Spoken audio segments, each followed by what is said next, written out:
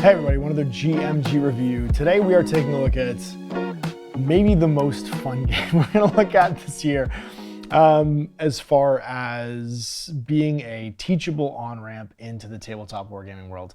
This is Necromolds Monster Battles, and this is something I've been excited about for a while now, and it's basically come out this year. It's delivered this year.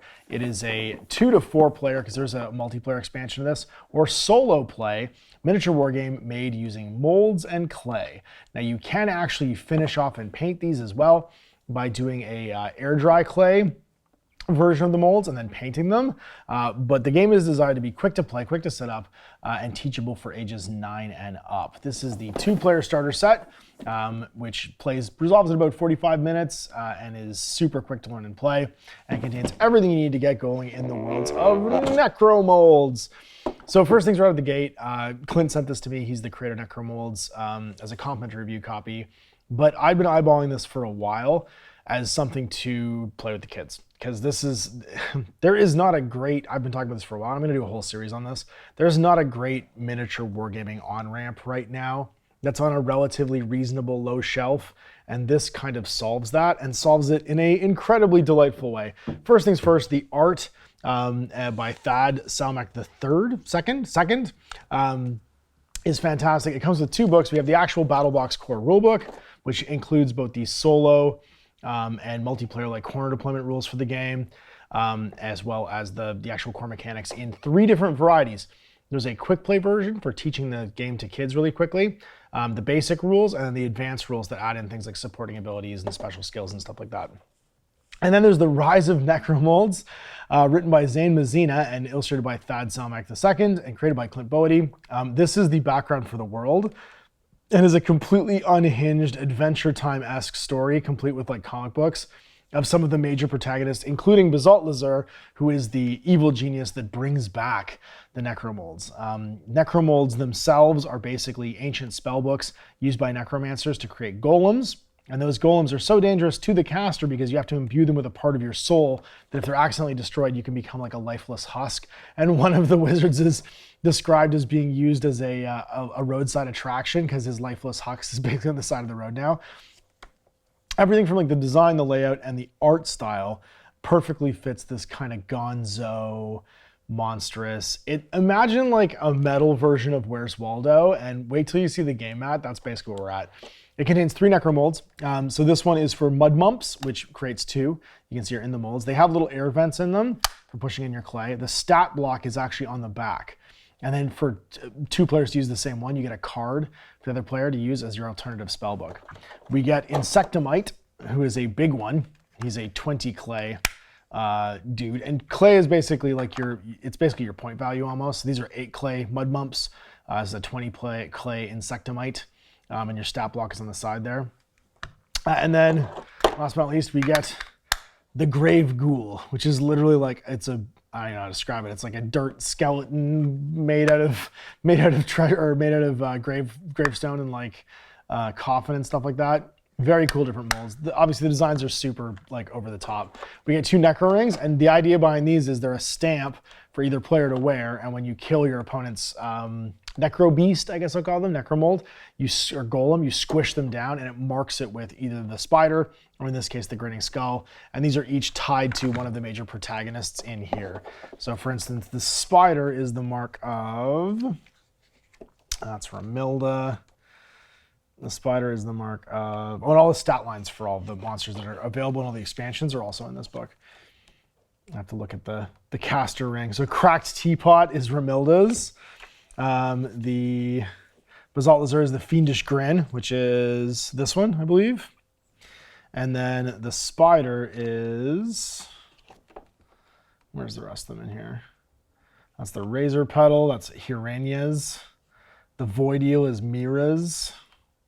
And all these extra rings come in some of the expansion boxes. The Barbed Wire Skull is Netch's. The Flaming Gauntlet is Igneous's, all these different wizards.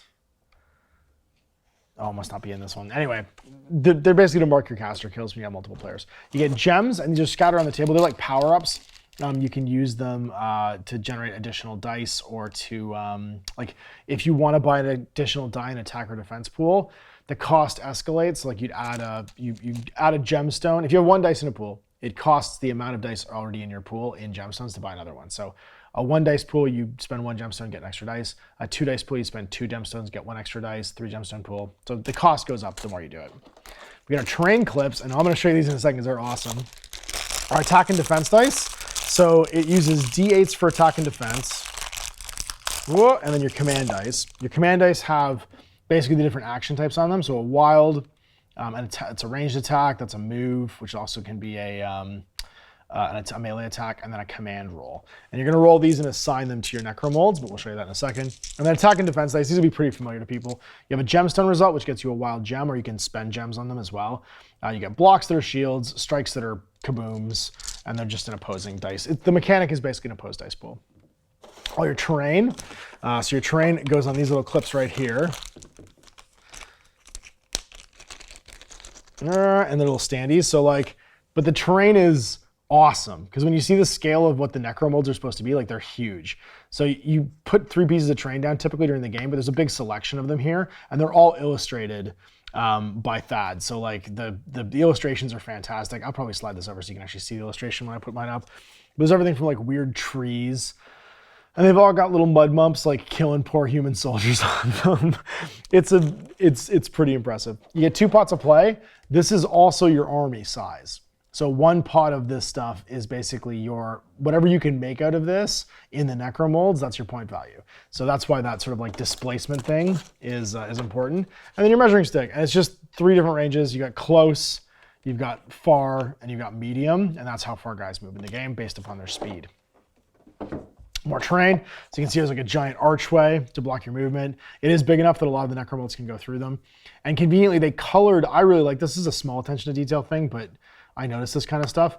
The clips are actually colored the same as the general tone palette of the terrain. So when you have the terrain on the table, they don't really impact, the effect very much, so they don't show up. And then I put it back in here to keep it safe, but this is the actual player mat. So it comes with the board. That's just the cardboard that I clipped off everything from. But this is our this is our game mat, and I love this game mat so much. There's actually a mini game in the game board of finding all the Where's Waldo-y hidden stuff in the game. So this is our game board, and I think it's incredible. It's basically the Battle of Twin Vale. So it has a story, which you can read in The Rise of Necromolds. This is your deployment line. Your deployment zone's the line around the edge.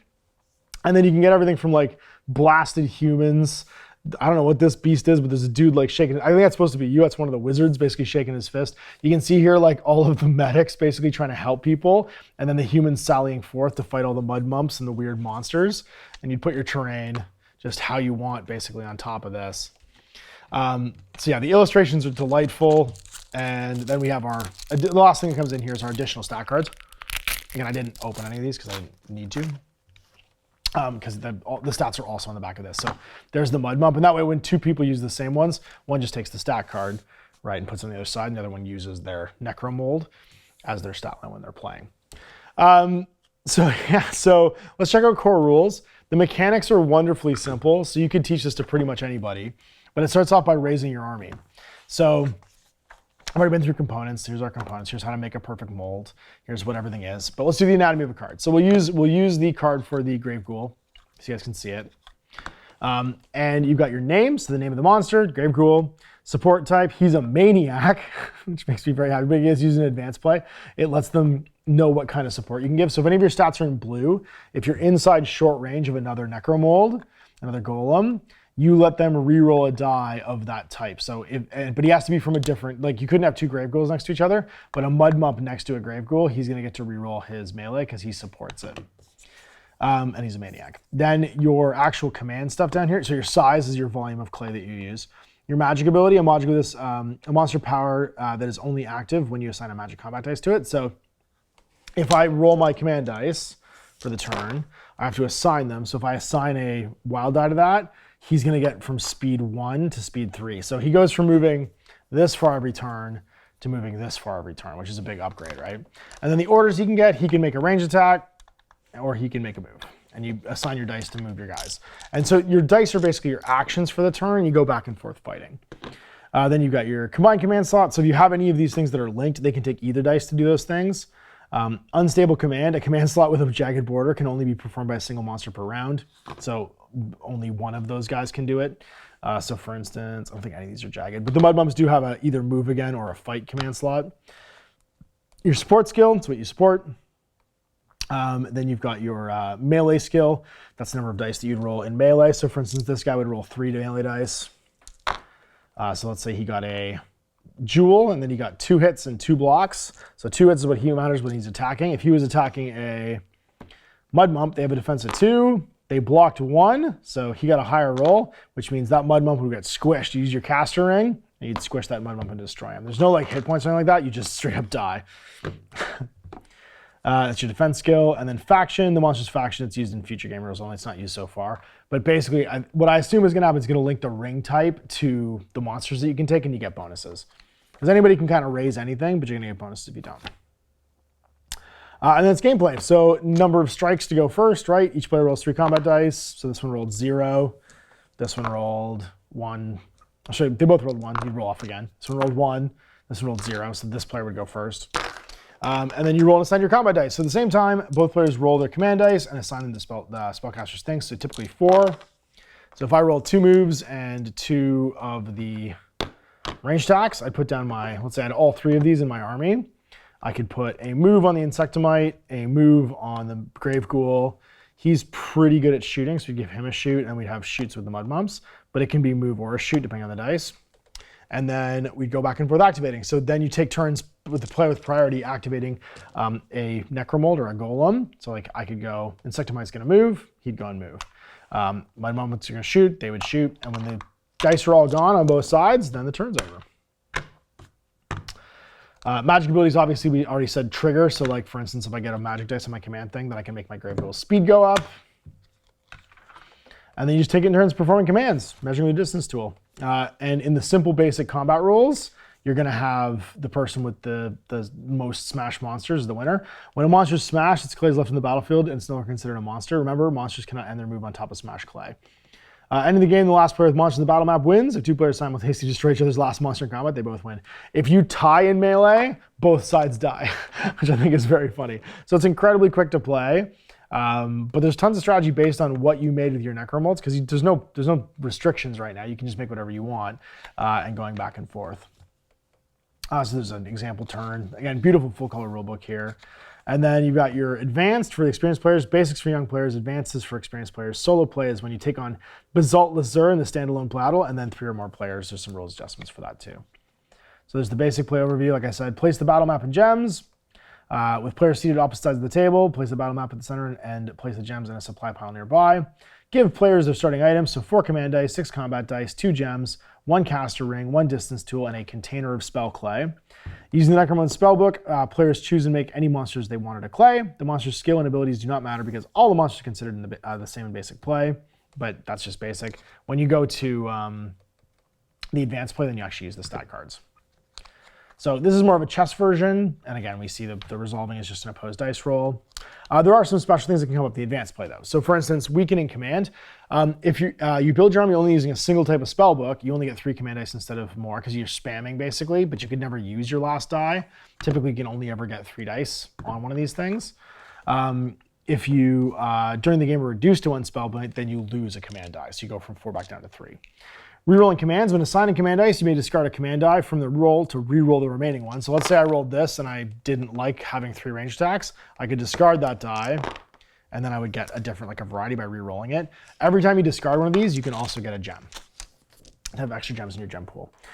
Gem rage during melee combat. After rolling dice pools and before before resolving the attack, you can use gem rage. So if you roll a gem, they can basically spend a gem, take this away, and then re-roll. Invoking gem rage costs 1 gem per die collected and can only be performed once per combat. But you can only re-roll the ones that showed a gem. So you spend a gem to re-roll the gemstone ones, which aren't successes. And then your support skills, like I said, if you're a maniac. Support types: Forsaken, Maniac, Pest, Guardian, Ravager, Thrasher, Tormentor, and Abomination. So an Abomination can basically support everything. Tormentors support ranged combat and defense. Thrashers are melee and defense. Ravagers are melee and shooting. Guardians are just defense. Pests are just shooting. And Maniacs are all melee. And Forsaken get nothing. So basically the name is the type of stuff that you're going to allow rerolls on based upon your unit type. And then we get solo play. So basically this is I'm not going to spoil this too much, but basically it gives you the ability to create the evil Wizard Basilisk's army. And then it gives a basic AI system and rule adjustments for playing through that. And then we get some fun optional rules. And this is maybe my favorite thing. Optional fan rules. So turn order choice. The player who has the smallest army or wins the tiebreaker roll chooses to go first or second. Turn order gems. When breaking ties, the player who loses the tiebreaker roll gains any gems that they roll.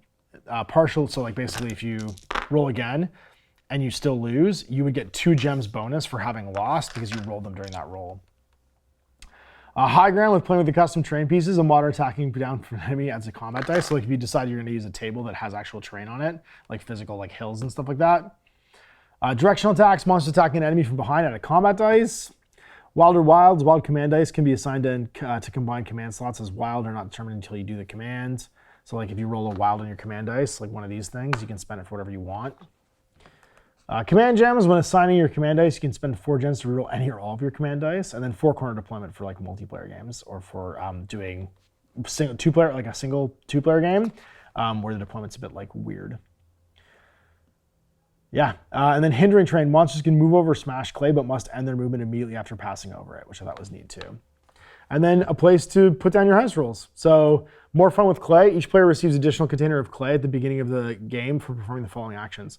You can either make a wall, do a magic missile, create an insectomite and roll it into a ball, drop the ball from an arm's length or higher above the table onto the battle map.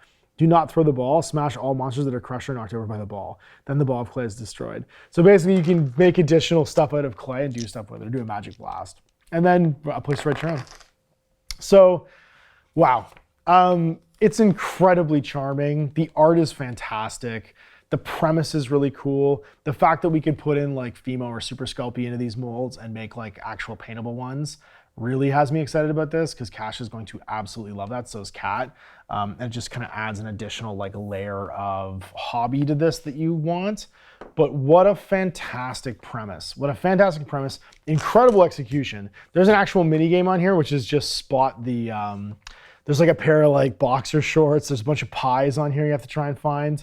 This was clearly made by someone who wants to make an experience that's memorable for your first time having a go at playing a tabletop war game. It's as accessible as possible. It's on a super low shelf. You don't need, you can, and it's gonna pass the Christmas morning test immediately because you just rip and play. Every time you play it, you mold your army out of clay and you get ready to rock and roll. This is Necromold spell clay. It's basically just Play-Doh, if you haven't seen this before, but it's a non-toxic, salt-based like clay. You'll get a ton of play out of it. You could just get whatever the same size jar is of regular Play-Doh. It's a 3.5 ounce non-toxic clay and make your own colors, or if this dries out eventually, just grab some more from the store and you're gonna be ready to rock and roll. You can just use the containers to size it too, right? And the fact that we can actually make our own pieces with these same molds is fantastic. Now there's a ton of expansions for this. I've got a whole bunch of them already to play more of these, but I wanted to focus on this box set. This is a great birthday present, Christmas present, shot in the dark kind of game. For anybody who thinks that this looks too hard to do at a young age, this will open the door to how easy and fun it can be to make your own experiences, make your own toys. And the whole like execution of the art style and stuff like that has all kinds of stuff like that it's that endlessly fascinating thing. You just keep looking at this and seeing more details. You keep reading the background book and seeing more little like hints of story and history and stuff like that. I think it's really smart to have included all of these additional units and stuff like that in here so you can see what's possible in the future. And also play with clay. Special rules for adding things just by the clay that you make yourself. Really impressed, highly recommend, really excited about this. I'm not super sure what the current availability is, but I'll put any links that I find to it in the description below. Huge thanks for Clint sending this along for me to check out, and for you guys for watching. We'll see you for more GMG in the future and a Let's Play for Necromolds. I'm Ash.